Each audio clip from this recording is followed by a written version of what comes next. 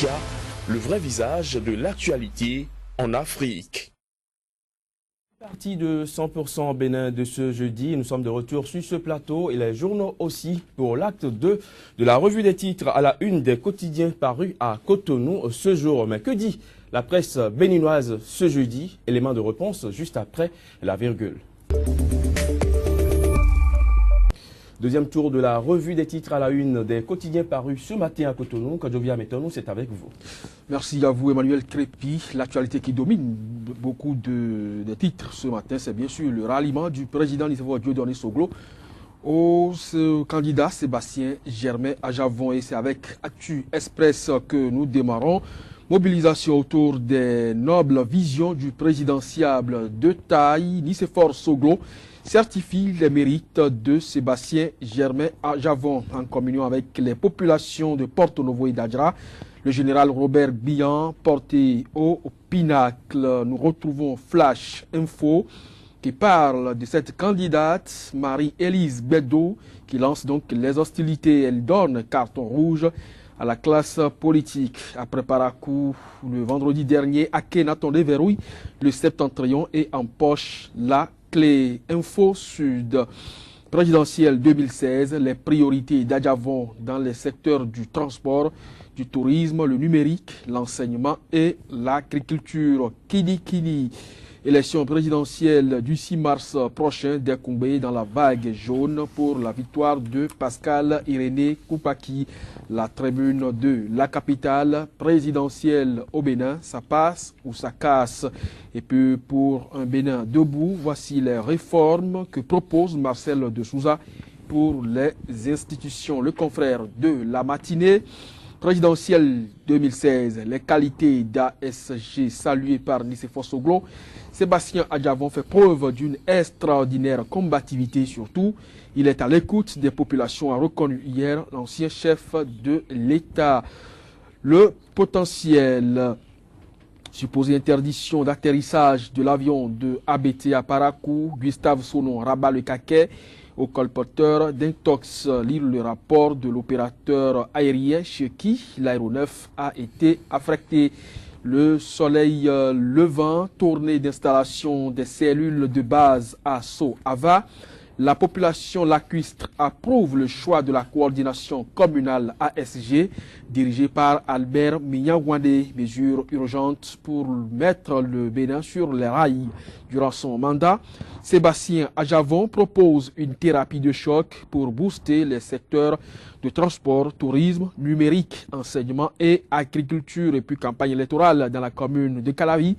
Christophe Aïssi, Kadri Zivier pour l'homme de Djefa. Le télégramme présidentiel 2016, le général Bihan porté en triomphe à Porto Novo et Adjara. Et puis présidentielle de 2016, les qualités de Sébastien Ajavon saluées par le président Nicéphore Dieudonné Soglo. L'économiste, transport, tourisme, numérique, enseignement et agriculture.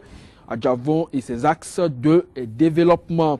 Les pharaons, Sensad, machines agricoles, Mariagleta, concours frauduleux, délestage sauvage entre rupture et continuité.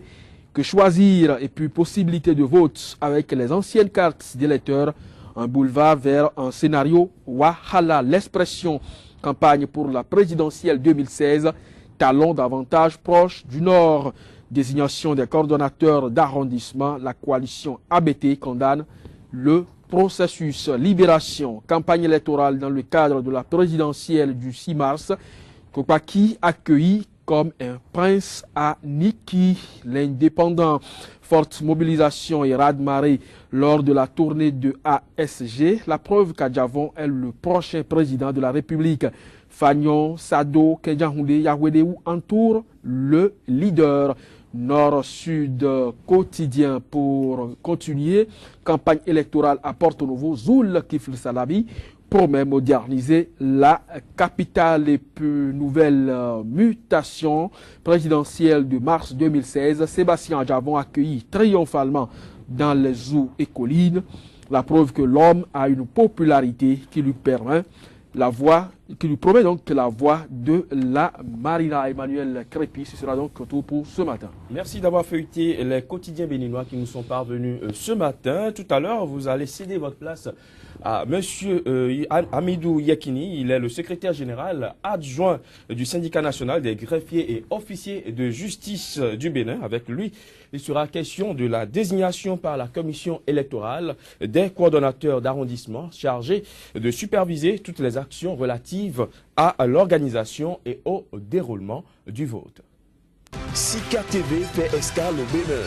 Pendant toute la période électorale, retrouvez désormais sur votre chaîne panafricaine un programme matinal dénommé 100% Bénin, exclusivement consacré à l'actualité sociopolitique au Bénin.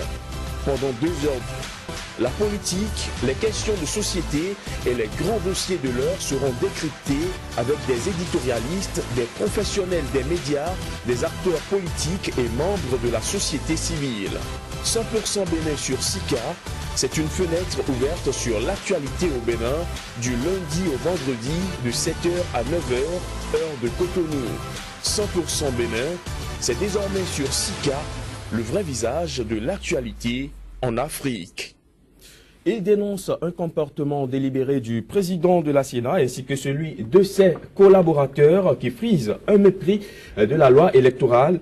Ceci après la désignation des coordonnateurs d'arrondissement chargés de superviser toutes les actions relatives au déroulement et à l'organisation du vote. Les fonctionnaires de catégorie A ont été préférés au détriment des magistrats et des greffiers qui remplissent pourtant les conditions prévues par les dispositions du Code électoral. Pour en savoir plus, nous avons invité le secrétaire général adjoint du syndicat national des greffiers et officiers de justice du Bénin, Sina Gojub.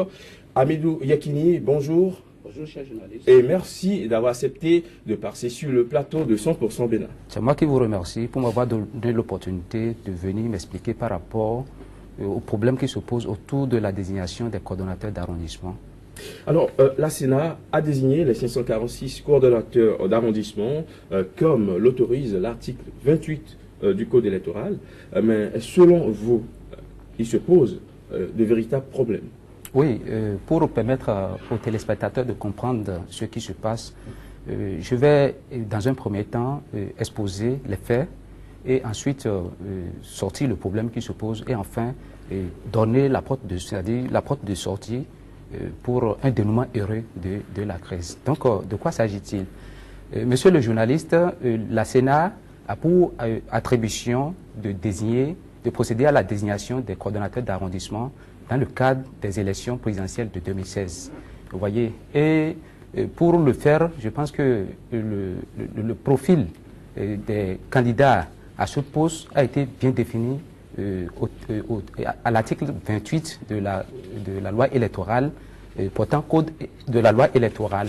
Vous voyez, et il s'agit de quoi? Le choix est porté prioritairement sur les magistrats en fonction ou à la retraite, les greffiers en chef, les avocats, les greffiers titulaires de maîtrise et ayant accompli 7 ans de service et les greffiers ayant accompli 20 ans de service. Mais c'est à défaut de trouver du personnel dans cette catégorie de corps que la loi a donné la possibilité de faire recours au corps des administrateurs civils en fonction ou à la retraite. À défaut aussi de cela, la loi a préconisé aussi d'aller procéder à la désignation des coordonnateurs dans le rang des fonctionnaires de catégorie A. Alors, dans ce processus, la Sénat a saisi le ministère de la Justice pour produire les noms des magistrats et des greffiers pouvant faire office de coordonnateurs d'arrondissement. Et je pense que la liste a été produite par les cadres du ministère de la Justice et transmis à de bonnes dates, je vais dire, vous voyez. Donc, nous étions là, nous étions là lorsqu'on nous a informé que par une décision 25, je ne sais pas, du 22 février, que la Sénat a déjà procédé à la désignation de ces coordonnateurs. Et nous nous sommes transportés à la Sénat pour aller vérifier le contenu de ces listes affichées. Mais grande a été notre surprise lorsqu'on a vu que cette liste n'en est pas une, que c'est de la mascarade. Est-ce que cela veut dire aujourd'hui qu'il n'existe pas de greffier, qu'il n'existe pas de magistrat sur cette liste? Non, je ne peux pas vous le dire dans la mesure où c'est un mélange hétérogène qui ne dit pas son nom. Un mélange de fantômes, d'intrus, des gens dont le profil sont douteux et qui ne sont pas conformes, ces profils ne sont pas conformes au thème de l'article 28. Pourquoi voyez-vous des profils douteux? Oui, si on en vient à voir dans cette liste des opérateurs de saisie, d'autres personnes dont on ne peut pas lire le profil, vous comprenez, vous convenez avec moi que cette liste-là, elle est douteuse. La loi a été claire pour dire que prioritairement qu'il faut désigner les magistrats, les greffiers, les avocats pour officier au poste de coordonnateur d'arrondissement. Et je pense que pour un travail qui se veut être efficace et transparent, le tableau d'affichage de ces personnes devrait dire clairement le profil. Parce que l'élément essentiel ici, et par rapport à l'article 28, c'est le profil des coordonnateurs d'arrondissement. Et il s'agit de quoi? En majorité, des personnels de la justice avec des conditions, je ne sais pas, comment dirais-je, d'années de service et autres qui sont bien définies. La loi est plus claire, vous voyez. Donc, lorsque le problème s'est posé, qu'est-ce que nous avons fait? Nous, en tant que responsables à ce niveau, nous avons dit non, qu'aucune œuvre n'est parfaite et que les hommes peuvent commettre des erreurs, mais qu'il faut que nous mettions dans la dynamique d'aller toucher les autorités en charge de la question pour voir ce qu'on peut faire pour corriger la liste. Nous avons, suivant les informations que nous avons eues, on nous a fait savoir que c'est M. Freddy Mbedji, un commissaire de la Sénat, qui a eu la charge, c'est lui qu'on a confié la charge de confectionner la liste. J'ai pris mon portable, j'ai fait plusieurs appels, plus de 29 appels, et c'est après que j'ai reçu un message laconique de ce monsieur qui dit « je te rappelle après ». Et après, j'étais sur une émission à Soleil FM ici, lorsqu'il m'appelait avec insistance. Et après que j'ai fini l'émission, que je l'ai rappelé. Alors dites-moi, monsieur Yakini, à ce jour, combien de greffiers y a-t-il sur la liste des 546 coordonnateurs prévus par le Code électoral? Oui, monsieur le journaliste, vous allez me laisser aller donner ces explications pour vous montrer un peu ce qui se passe, pour permettre aux téléspectateurs de comprendre ce qui se passe là. Je vais vous répondre à votre question. Pour vous dire, lorsque nous avons entrepris cette démarche d'aller contacter ces autorités, que nous leur avons fait savoir notre désolation de ce que l'article 28 n'a pas été respecté et qu'il convient de corriger cela. Vous voyez, on a reçu une fin de non-recevoir. Vous voyez, puisque la loi a prévu aussi des recours, on a fait des recours que nous avons convoyés aux autorités compétentes.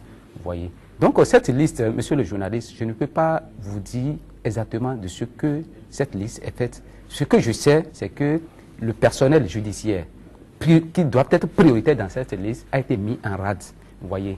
Et que, puisque les gens savent que la participation des magistrats, des avocats, des greffiers est un gage de transparence, les gens peut-être ne veulent pas composer avec cette catégorie de personnel parce qu'il serait difficile, vous comprenez, avec nous qui avions de serment de faire le jeu des politiques. Nous ne sommes pas là pour faire de la politique, nous sommes là pour faire en sorte que ce que la loi a dit, que cela soit respecté.